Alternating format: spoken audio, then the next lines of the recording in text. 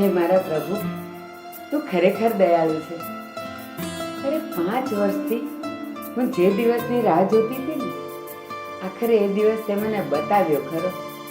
આજે હું બહુ ખુશ છું મારા વાલા ઠાકોરજી. આખરે 5 વર્ષે મારી બહુને ઉલટી કરતી જોઈ મારા હૈયે ઠારણ મળ્યું. મને લાગે છે કે સારિકાના પગ ભારે થયા છે. અરે વહુ બેટા, તું ત્યાં ગેંડી પાસે જ ઊભી રહેજે. હું તારા માટે મીઠું ને લીંબુ લઈને આવું છું.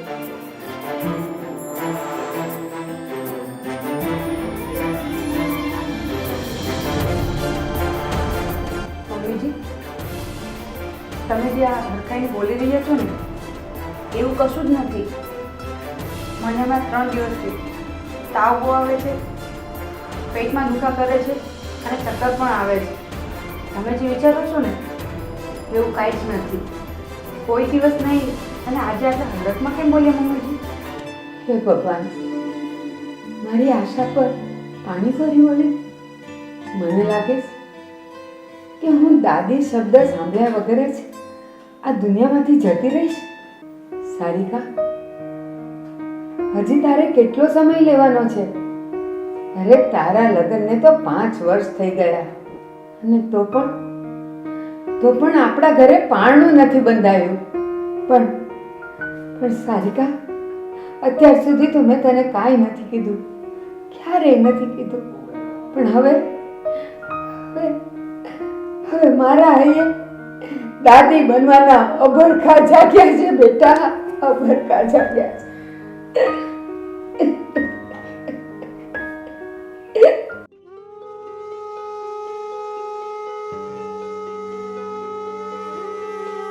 બેટા મેં તને કઈ બહુ જાજુ કહી દીધું કે તું આટલી બધી રડવા માંડી? બેટા, મને માફ કરી દેજે, માફ કરી દેજે બેટા.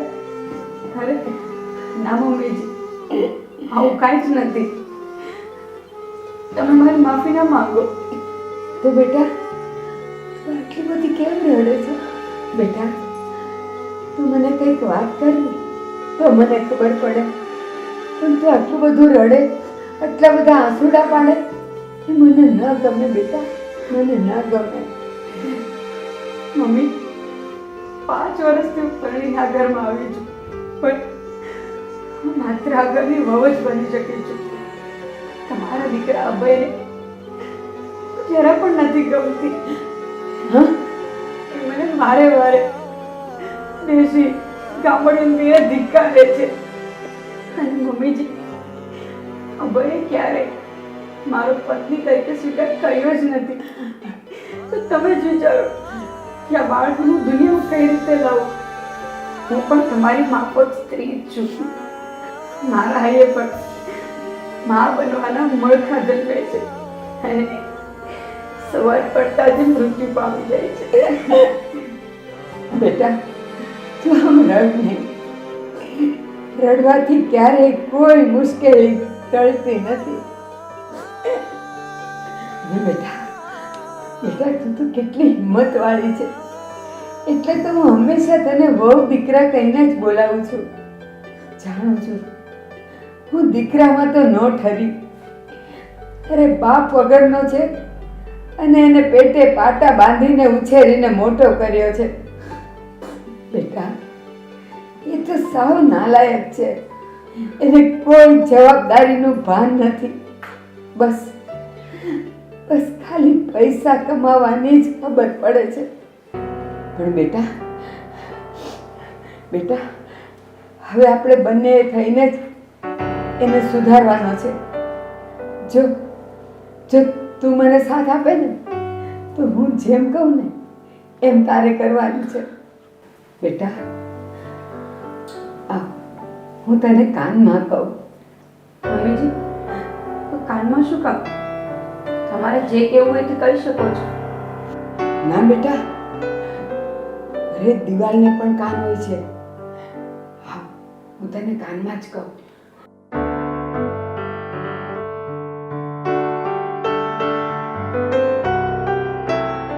સારું મમ્મીજી, હું સમજી ગઈ. કાલે સવારથી આ સાસુઓનો ડ્રામા શરૂ.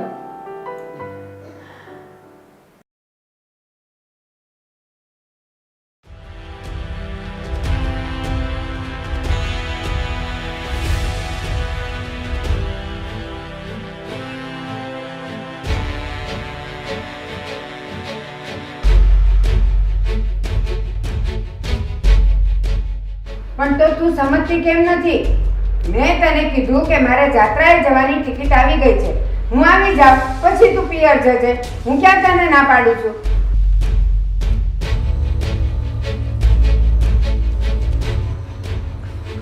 હું સવારમાં સાસુ હવે ઝઘડો માંડ્યો છે, આખું ઘર માથે લીધું છે.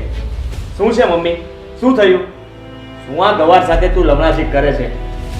અરે દીકરા, આ જો ને તારી ઘરવાળી, હું સવારથી સમજાવું છું કે હું 3 મહિના માટે જાત્રાએ જાઉં છું, તો એ એમ કહે છે કે હું આજે જ પિયર જવાની, અને એ પણ 1 મહિના માટે. મમ્મી, તો તું જવા દે ને સારિકાને ના પિયર, અને તું 3 મહિના માટે જાત્રાએ પણ જા. પણ બેટા, અમે બંને જણા અહીંયા ઘરમાં નહીં હોઈએ તો તારું શું થાય? અને બેટા, હું તારી માં છું, મને તારી ચિંતા થાય કે ન થાય? મમ્મી, તું મારી ચિંતા ન કરતી, હું બધું જાતે કરી લઈશ. મમ્મી, જમવાનું બહારથી મંગાવી લઈશ, અને કપડાં હું લોન્ડ્રીમાં આપી દઈશ. અને રહી વાત ઘરના કામની, તો એ આપણા ડ્રાઈવર પેલા મનુકાકાનો છોકરો ભોળો છે ને, એને બોલાવી લઈશ તો એ બધું જ કરી દેશે. સારું બેટા, તો તું અત્યારે સારિકાને એના ઘરે મૂક્યા, અને સારિકા જા, તું તારી બેગ પેક કરી દે. સારું.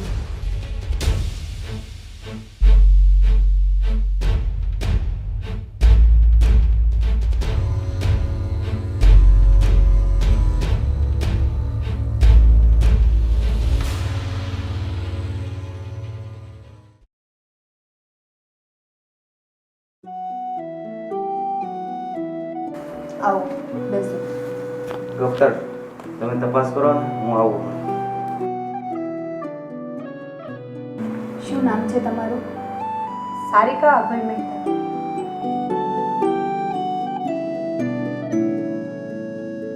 તમને શું પ્રોબ્લેમ છે? છેલ્લા 8 દિવસથી પેટમાં અને પેડમાં સતત દુખાવો રહે છે. તમારું નામ સારિકા અભય મહેતા? હા. કેમ? હા, મેં નામ એટલે પૂછ્યું કે મારા ખ્યાલ મુજબ તમે સારિકા શેઠ કે બીજું કોઈ? હા, હું જ સારિકા શેઠ. પણ ડૉક્ટર, તમે કેમ વારંવાર મારું નામ પૂછ્યા કરો છો? અરે સારિકા, ચશ્મીશ, તું મને ના ઓળખી? આપણે બંને 12માં સાથે સ્ટડી કરતા, ભૂલી ગઈ મને? અરે હા, શેફાલી, તું તો ડૉક્ટર બની ગઈ ને? અરે વાહ, ખૂબ સરસ, ખૂબ ખૂબ અભિનંદન. સારિકા, તારા લગ્ન થઈ ગયા?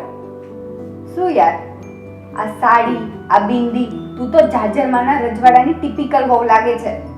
હા, મારા લગ્ન થઈ ગયા અને એના 5 વર્ષ પણ થઈ ગયા. ખૂબ સરસ, અભિનંદન. ચાલ, આપણી વાતો તો નહીં ખૂટે. બોલ, શું પ્રોબ્લેમ છે તને?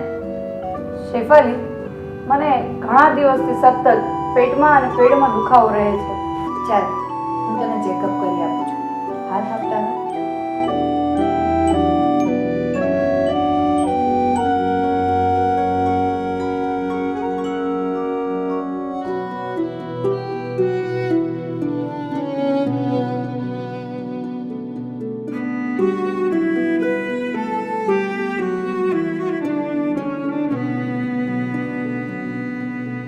કઈ ચિંતા જેવું નથી. માસિક અનિયમિતતાના કારણે તને પેટમાં દુખાવા જેવું રહે છે. હું તને દવા લખી આપું છું, 4 દિવસમાં રેડી થઈ જશે.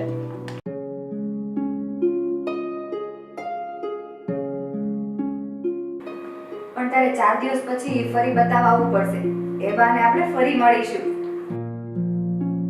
સારિકા, તારા મેરેજને 5 વર્ષ થઈ ગયા. તો તારે કેટલા બાળકો છે? અને હા, તું સુખી તો છે ને? તારા જેવી ડિફિકલ્ટ વહુને કપાળે કૂવો હશે કે શું? મેં હજી પૂછ્યું છે તને તો જવાબ આપ્યા પહેલા જ તું રડવાનું ચાલુ કરી દીધું. સારિકા, તું રડ નહીં, તું કઈ બોલ ને તો મને ખબર પડે.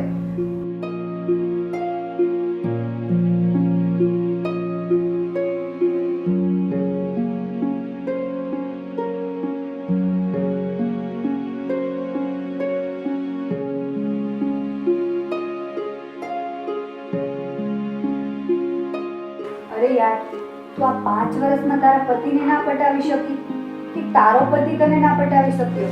બહુ કહેવાય. અભય તને દેશી કહે છે, અભણ કહે છે, તો તું ચૂપચાપ બધું કેમ સાંભળી રહી છે? સારિકા, તું 12 સાયન્સની સ્ટુડન્ટ છે, તું આવી કેમ થઈ ગઈ? શેફાલી, પહેલેથી જ અભયના ઝઘડાનો સ્વભાવથી ડરી ગઈ છું. અને જો હું કાંઈ બોલું ને તો મારા સાસુ મનુભાને દુઃખ થાય. અને આ શહેરમાં મારા સસરાનું નામ બહુ જ મોટું છે. લગભગ તું પણ ઓળખતી જશે એને. સારું, એ બધી વાત જવા દે હવે. અને હા, તું તારા પતિમાં ગમે તે રીતે થોડોક બદલાવ લાવ. હું તને એમ નથી કહેતી કે તું જીન્સ ટી-શર્ટ પહેરે, પણ તું લગ્ન પેલા ડ્રેસ પહેરતી ને પંજાબી, એ તો પહેરી શકે ને. થોડીક મોડર્ન બની જા અને આ બહેનજીના લુકનો છે ને ત્યાગ કરી દે. ચાલ, હવે બીજા પેશન્ટ રાહ જોતા હશે. તું રવિવારે મને બતાવવા આવી જશે. હું ઉપર જ રહું છું અને મારો નંબર છે ને તને આમાં લખી આપું છું. મને કોલ કરજે.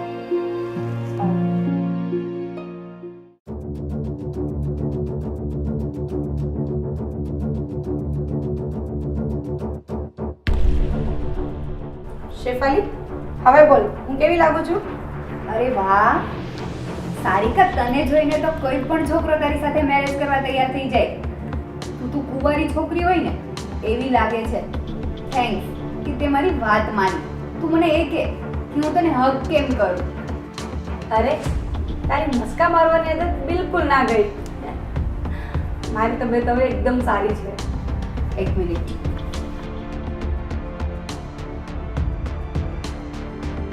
લે આ પેપર. પેપર? શેના છે આ પેપર? કહું છું યાર તને બધું જ. તું બહુ ઉતાવળી થઈ ગઈ છે. આ ડિવોર્સ પેપર છે. અભય આજે નહીં તો કાલે તને લેવા તો આવશે જ. જ્યારે બી અભય તને લેવા માટે તારા પિયર આવે ને તો આ ડિવોર્સ પેપરનો પ્રસ્તાવ તું એની સામે મૂકી જો. આપણે ખાલી અભયને ડરાવવાનો છે. ડિવોર્સ? અને અભયને? ના રે બાબા ના, આવું તો હું સપનામાં પણ ના વિચારું. અને અભયને મેં પેપર આપ્યા અને એને સાઈન કરી દીધી તો? ભલે ને અભય પેપર સાઈન કરી દે. તારો દીવાનો એટલે કે મારો ભાઈ હર્ષિલ હજી કુંવારો છે. હું તારા લગ્ન મારા ભાઈ જોડે કરાવી આપીશ. તું ટેન્શન ના લે અને તને ફ્રેન્ડમાંથી મારા ભાભી બનાવી દઈશ. એમાં શું મોટી વાત છે? તારો ભાઈ હર્ષિલ હજુ કુંવારો છે? હા, એને તારા જેવી છોકરી જોઈએ છે. નથી મળતી તો શું કરે, એટલે હજુ કુંવારો જ છે. અને એ પણ મારી જેમ ડોક્ટર જ છે. સારું, તું કહે છે તો આ પગલું પણ ભરી જાઉં, પછી આગળ ભગવાનની ઈચ્છા. સારું, ચાલ હવે હું નીકળું છું. ફરી કંઈ કામકાજ હશે તો કોલ કરીશ. Sure, bye. બાય.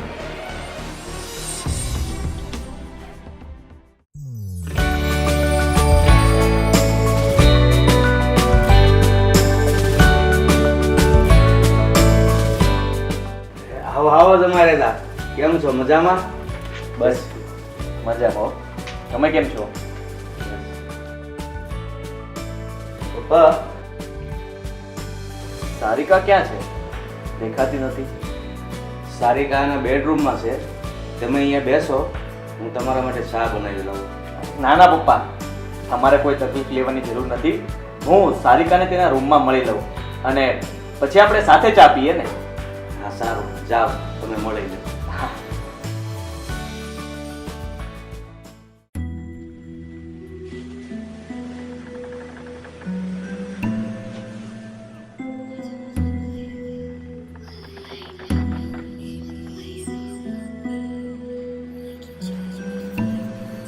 તું આ મતલબ તું આ વેસ્ટર્ન ડ્રેસમાં ખૂબ સારી લાગે છે. તું પિયર આવીને તો મોડર્ન બની ગઈ. શું આ મારી પત્ની સારિકા છે? નહીં, આ તમારી પત્ની સારિકા નહીં, આ મનસુખભાઈની દીકરી સારિકા બોલે છે. બોલો, શું કામ હતું તમારે? તારું કામ હતું એટલે તો આવ્યો છું. હવે ચાલ, 1.5 મહિનો થઈ ગયો ને. બહુ રોકાણી પિયર, ઘરે જઈએ. મિસ્ટર અભય, તમે તમારી પત્નીને લેવા માટે આવ્યા છો કે પછી તમારા ઘરની કામવાળીને? તારે જે સમજવું હોય તે સમજ, પણ જલ્દી ચાલ, મારે લેટ થાય છે. એક મિનિટ.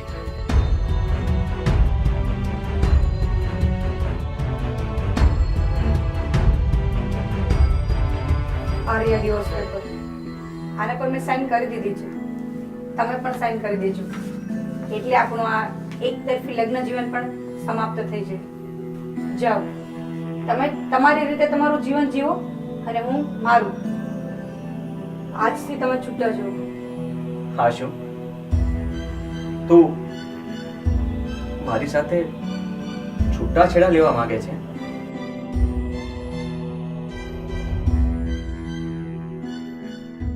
સારિકા, તારી ગેરહાજરીમાં તું મારા માટે શું છે એનું ભાન મને થઈ ગયું. તારા વિના હું અધૂરો છું અને એનો અહેસાસ મને તારી ગેરહાજરીમાં થઈ ગયો. અને હું તને આજે મારી પત્ની અને તારા પતિ તરીકે તને લેવા આવ્યો છું. તું દેશી ગામડાની છે, જેવી છે તેવી મારી પત્ની છો. મને સમજાઈ ગયું કે માણસના દેખાવ કરતા માણસનું મન સુંદર હોવું જોઈએ. અને આજથી હું એક પતિ તરીકે બધી જ જવાબદારી ઉઠાવવા માટે તૈયાર છું. મને મારી જવાબદારીનો પૂરેપૂરું ભાન થઈ ગયું. શું તું મારી આ એક ભૂલ માફ નહીં કરે? અરે, એક ભૂલ તો ભગવાન પણ માફ કરી દે. અને તું તો મારી પત્ની છો ને, એકવાર માફ નહીં કરે?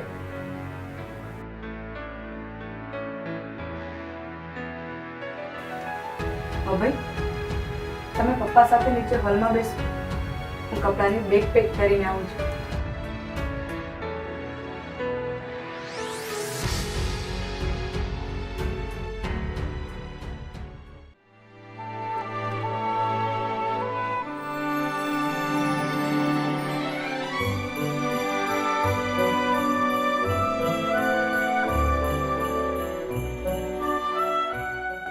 પપ્પા, અમને રજા આપો. મેં તમારી દીકરીને બહુ હેરાન કરી છે. થઈ શકે તો દીકરો સમજીને મને માફ કરજો.